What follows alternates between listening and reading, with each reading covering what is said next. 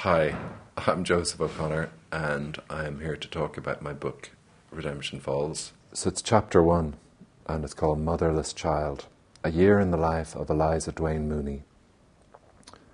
The quarter light was rising as she hurried out from Baton Rouge, through the criminal districts of town, then the black section, then the Irish, past the clustered Union sentries on the Telegraph Road, the maws of federal cannons ranked and aimed toward the north, then onward over the viaduct into barricaded swampland where once, not long ago, the slaves had toiled. It was January the 17th, 1865, and the end of the war was coming. Could I have 2 bottles of champagne instead of... Thank you very much. Well, thank you. I'm just so touched and happy after the book to be published here.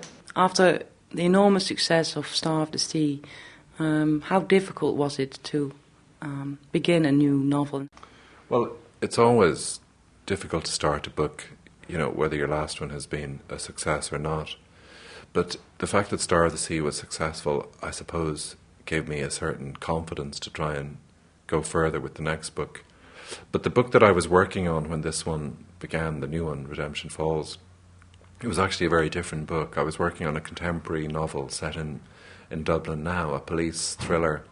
And I would find that late at night when I was taking a rest from that book, this image would be coming into my consciousness of this young woman, Eliza Mooney, walking across this devastated landscape.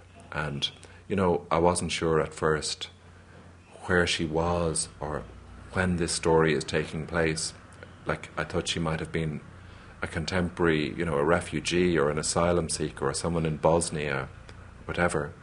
So I started just scribbling down, sentences around her, just trying to see her more clearly. And as I say, it wasn't my intention to write another historical novel so quickly.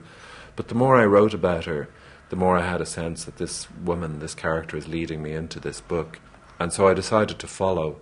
And I have a theory that any book that starts with a character has a chance of finding a life. If you start a book with a theme or an idea, it will always turn to ashes.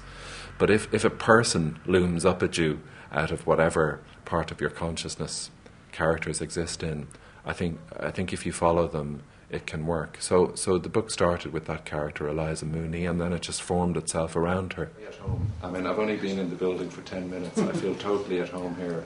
So I thank you all very much indeed.